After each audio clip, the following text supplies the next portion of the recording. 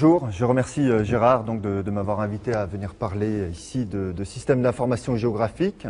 Bon, on a un peu réfléchi au contenu, hein. Donc ce qu'il fallait parler de systèmes d'information géographique en général, en sciences de la Terre en particulier, pour l'enseignement, etc.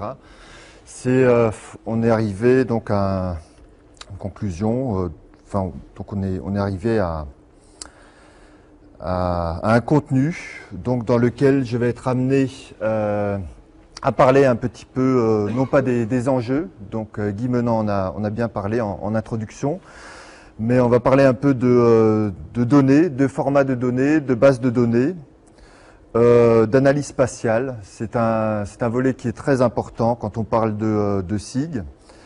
On parlera aussi de données géologiques en France, de ce qui est fait donc pour numériser ces données, pour les rendre accessibles, pour les harmoniser, etc. On parlera un petit peu de logiciels, ça on en parlera plus pendant les ateliers cet après-midi et puis demain. On parlera d'interopérabilité aussi et puis d'infoterre. Donc dans le système d'information géographique, il y a information. L'information, c'est de la connaissance, souvent enregistrée dans des livres, dans des bibliothèques, des archives. Le développement de l'informatique, donc c'est quelque chose qui a permis un enregistrement numérique de cette information sous forme de texte ou kilomètres, donc des textes simples, ensuite des fichiers séquentiels, des bases de données relationnelles, des structures plus ou moins élaborées et compliquées. Alors quel genre d'informations? Quand on parle de sciences de la Terre, ce sont des informations bibliographiques, souvent, des informations ou des données acquises sur le terrain par des méthodes aéroportées, des données de laboratoire, des données satellitaires, des données produites par digitalisation de cartes existantes, etc. Ce sont des données ensuite qui sont stockées, souvent sous forme dans des fichiers, on va dire, ou dans des bases de données thématiques qui vont être géologiques, géophysiques, géochimiques, hydrogéologiques, minières, sur les risques naturels, sur les sondages bibliographiques, etc. Alors voilà un exemple, par exemple, de base de données que nous avons développée pour le ministère des Ressources minérales en Arabie Saoudite. Donc dans lequel on va trouver tout un ensemble de champs thématiques, géologiques, géophysiques, géochimiques. On va trouver aussi des données minières, donc sur les occurrences minières, sur l'exploration minière qui a été réalisée, sur l'évolution des cours, des matières premières, etc. En entrée, donc, on a un système de gestion de cette base de données, d'alimentation de la base de données, et puis en sortie, de l'analyse spatiale et du traitement de cette donnée pour apporter donc des guides d'orientation des politiques d'exploration minière. Donc voilà un exemple de contenu de base de données. Alors si on regarde ces différents champs, donc géologiques, géochimiques, etc., mais il y en a d'autres, on se rend compte que l'essentiel de cette information contient une information, enfin où elle est localisée spatialement. Donc c'est quelque chose qui peut être utilisé sur une carte. Et bien sûr, les outils donc, qui permettent de faire cela sont très utiles. Donc là, sur la figure, ce que vous voyez, c'est un peu une représentation de la donnée, pas seulement en géologie, hein, bon, ça peut être dans d'autres domaines d'utilisation. On peut voir la donnée ou une information au sens général comme quelque chose qui est soit quantitatif, qualitatif, localisé spatialement ou non localisé spatialement. Bon, on estime que 70-80% de l'information, sens général, est une information qui est localisée spatialement, donc qui renferme une information géographique.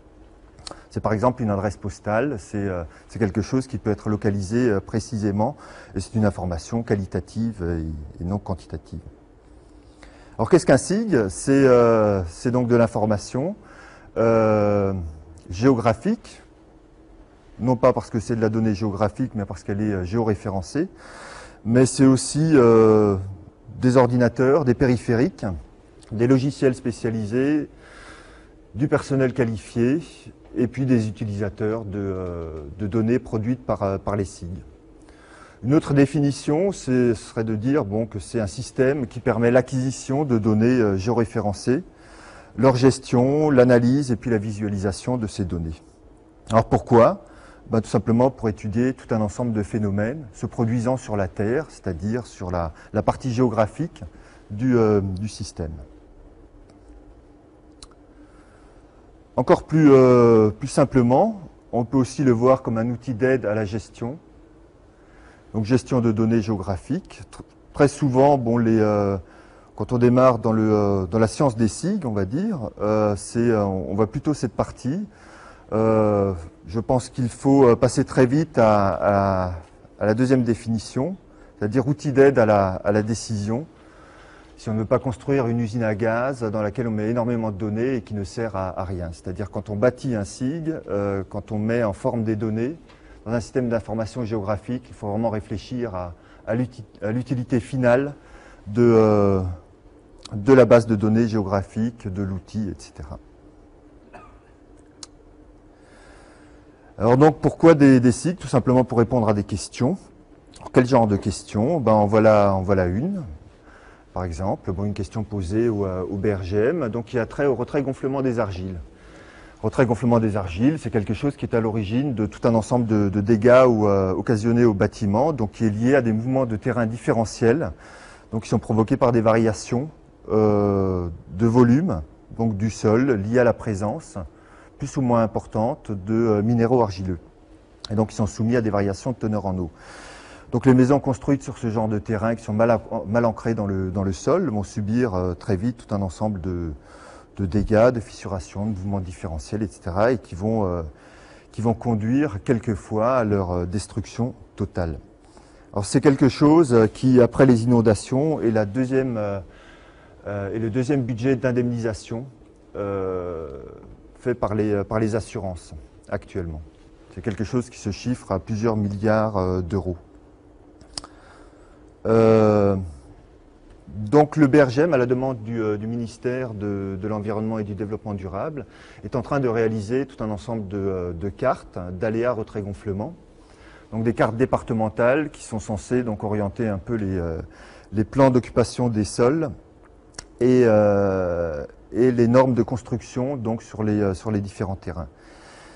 Alors comment est-ce qu'on réalise cette carte ? On réalise cette carte en prenant une information donnée géologique, cartographique, on prend les cartes géologiques en fait, l'information lithologique et minéralogique contenue dans ces cartes. On croise cette information avec le nombre de sinistres déclarés, donc une information qui est localisée spatialement, par la densité d'urbanisation, et en sortie, donc on produit ce genre de carte. Typiquement quelque chose qui peut être fait assez rapidement avec des systèmes d'information géographique, à la main avec du calque et un rotring, c'est quelque chose de moins rigoureux, de plus fastidieux, mais c'est quelque chose qui anciennement était fait par superposition de calque. Sachant qu'ensuite, pour la réalisation de ces cartes, il y a un ensemble d'outils d'analyse spatiale, d'interpolation, par exemple, de sinistres déclarés qui sont utilisés, qui ne pouvaient pas être mis en œuvre directement sur du calque et à la main. Donc voilà par exemple le genre de questions auxquelles on est confronté. On verra d'autres questions tout à l'heure. Alors quelles sont les données ? Les données, ce sont essentiellement des données cartographiques, géologiques. Alors qu'est-ce qu'une carte géologique ? Ça, je pense que vous le savez tous. C'est une légende qui raconte une histoire géologique et qui présente donc les différentes formations que l'on voit sur la carte géologique ici. C'est aussi un schéma structural qui localise la carte dans son cadre régional, et puis c'est souvent une coupe ou un log stratigraphique. Donc l'essentiel de la connaissance géologique que l'on a actuellement sur le territoire national, c'est quelque chose qui est contenu sous cette forme-là, qui est contenu dans des cartes géologiques papier qui ressemblent à ça et qui sont accompagnées d'une notice, la notice explicitant donc les différentes questions que l'on trouve dans la légende et puis une histoire géologique. Alors c'est quelque chose qui révèle l'état de la connaissance sur le sous-sol au moment de l'édition de la carte. C'est pas forcément l'état à jour de la connaissance géologique que l'on a du territoire. Alors une autre façon de voir la carte géologique, c'est aussi de la voir comme une coupe